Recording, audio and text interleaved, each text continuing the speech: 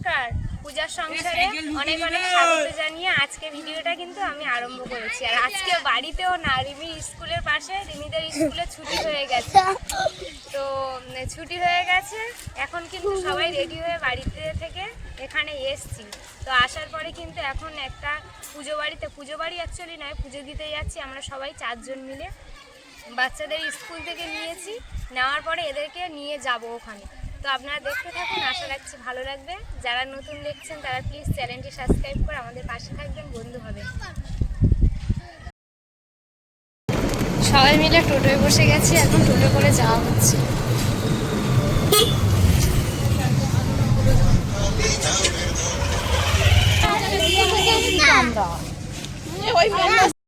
চলে এসেছি এখানে, আর এসে সবাই মিলে এখন আপাতত বসে আছি। এখানে কিন্তু অ্যাকচুয়ালি ব্রহ্মদৈত্য পুজো হবে, আর রিমিকে স্কুল থেকে যেহেতু নিয়ে এসেছি সেই জন্য এখন এই যে সামনে পুকুর দেখতে পাচ্ছেন, এখানেই কিন্তু সবাই স্নান টান করে, মানে যারা আসে মানসিক করে, তারপরে গন্ডি দেয়, তারা এখানে স্নান টান করার পরেই কিন্তু ওই যে পাশে সামনে বটগাছ আছে ওই দিকটা, ওখানে কিন্তু একটা ছোট মন্দির মতো আছে, সেখানে পুজো টুজো দেওয়া হয়, পুজো টুজো সবই দেওয়া হবে। তো এখন রিমিকে এখন স্নান করাতে নিয়ে যাব, দেখতে থাকুন, ভালো লাগবে।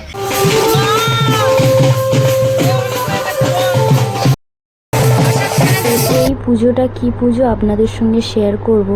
এটা হচ্ছে কি ব্রহ্মদৈত্য পুজো, আবার ভূতভূতির পুজো। আমার জীবনের প্রথম এই পুজো দেখা, এর আগে আমি কখনো দেখিনি বা পুজো দিইনি। তো ওই জন্য কথা শুনে, বান্ধবীদের কথা শুনে সবাই মিলে একসঙ্গে কিন্তু পুজো দিতে চলে এসেছি। তো আমাদের যে কজন বাচ্চা এসছে সবাইকে কিন্তু এই পুকুর থেকেই স্নান করিয়ে নেওয়া হয়েছে, আর ড্রেস ব্যাগে করে এনেছি, তাই চেঞ্জ করে দেওয়াও হয়েছে। তো ভূতভূতির পুজো আপনারা দেখতে থাকুন, ভালো লাগবে।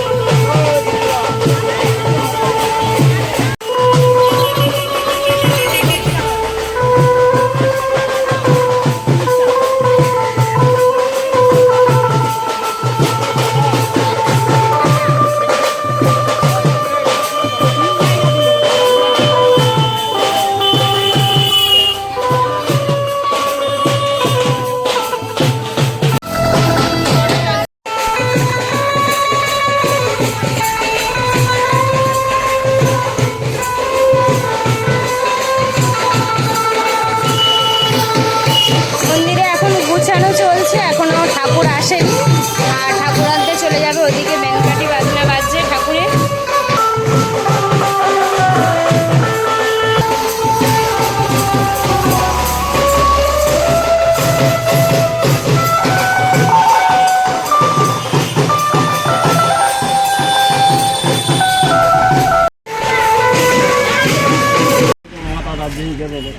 ঠিক আছে না, কয়েক ঘন্টার জন্য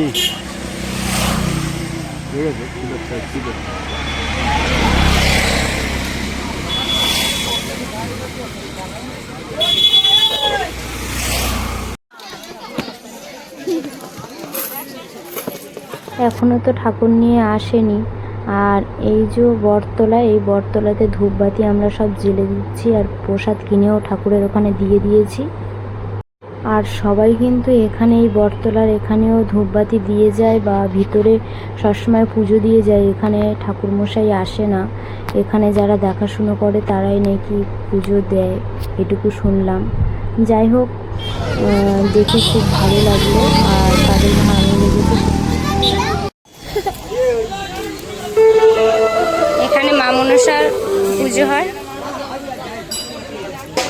সবাই কিন্তু একে একে এখানে পুজো দিয়ে চলে যাচ্ছে বাড়িতে, কারণ এই পুজো অনেক দুপুরবেলা হবে, 2টো 2:30টা বেজে যাবে ঠাকুর নিয়ে আসতে, তারপরে পুজো আরম্ভ হবে। আমরা যেহেতু বাচ্চাদেরকে স্কুল থেকে নিয়ে এসেছি, সেই জন্য আমরাও ভাবলাম তাহলে আমরাও পুজো টুজো দিয়ে চলে যাই, মনের ওপর সব কিছু। তো সেই জন্য কিন্তু আমি আর যে কজন এসেছিলাম সবাই একে একে এখানে পুজো দিয়ে ধূপবাতি জ্বেলে দিয়েই চলে যাচ্ছি।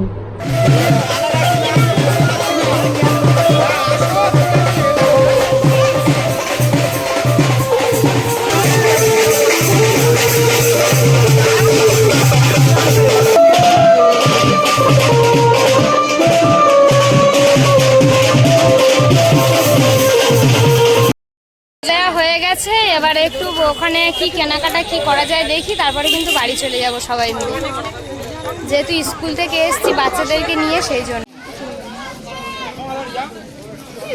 ঠিক আছে, রাখো। ও মা,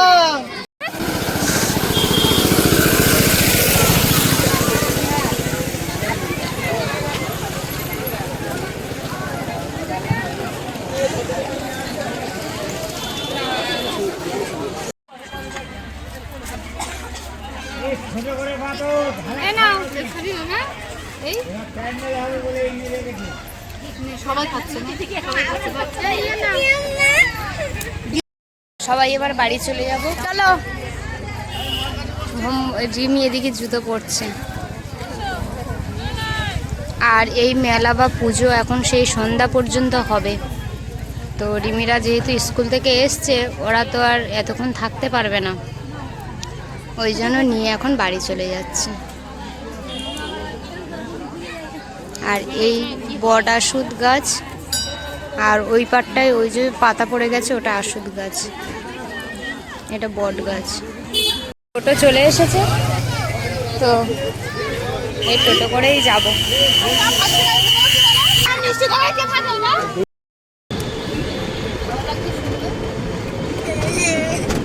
ওর কি হয়েছে?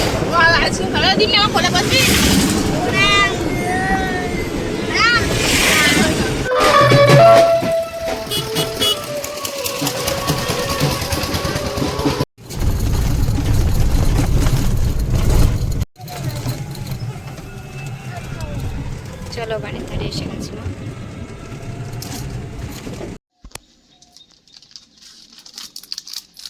খেলা খুব আনন্দ। দেখো এইটা চিকে, হ্যাঁ, আর এটা সোজা, এটা আমি মারলাম, এটা ঢুকে যাবে, একসঙ্গে দুটোই ঢুকলে ঢুকাচ্ছি, তার ঢুকে। তো খুশি তো খেলাটাতে? বাড়িতে চলে এসেছি, আর এবার একটু খাওয়া দাওয়া করব। আর রিমিকে ওখানে একটু খাইয়েছিলাম, বাড়ি থেকে একটু প্রসাদ নিয়ে গেছিলাম, আর একটু সুজি খেয়েছে। তারপরে ওটা হচ্ছে কি তোমার কি খেয়েছে আর একটা মা ভুলে গেলাম, আটার রুটি করেছিল, একজন নিয়ে এসেছিল, তাই রিমি একটু খেয়েছিল। যাই হোক, বাড়িতে চলে এসেছি। রিমি তুমি কি করছো? স্কুলে কাজ দিয়েছে, কাজ করছি।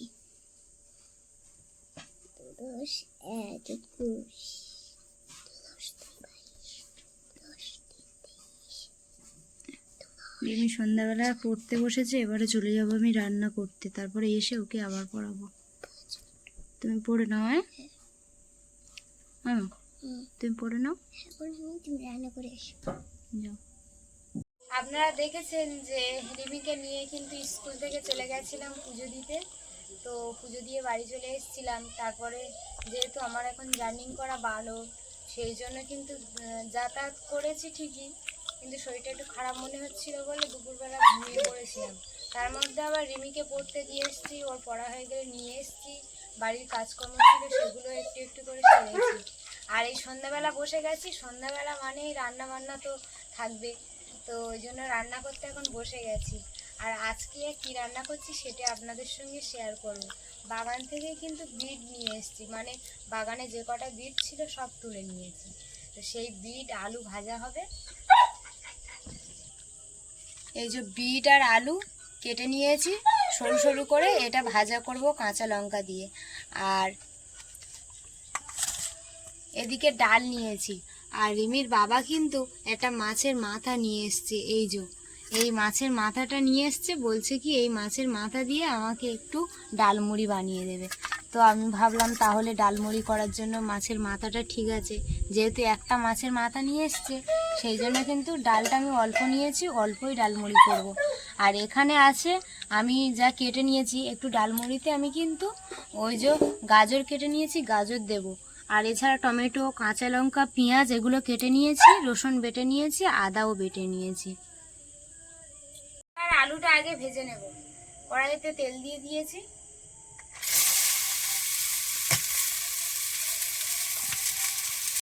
আমাদের কিন্তু 12 মাস এইভাবেই উনুনে রান্না করতে হয়, নাড়ার জালে কখনো বা খড়ের জালে, কাঠেও রান্না করতে হয়।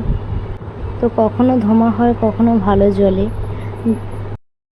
এটাই হলো আমাদের জীবন। তো আমাদের দৈনন্দিন জীবনের সাথে জুড়ে থাকবেন আপনারা, আশা রাখছি আপনাদের ভালো লাগবে।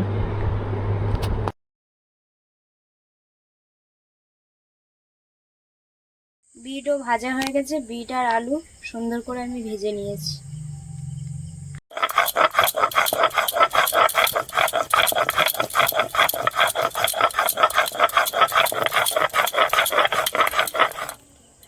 এদিকে ডালমুড়ি হয়ে গেছে, এবারে কিন্তু ঘরে চলে যাব।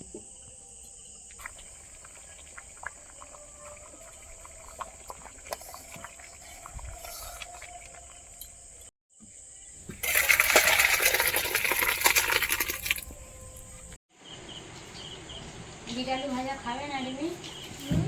বিট আলু ভাজা দেবো?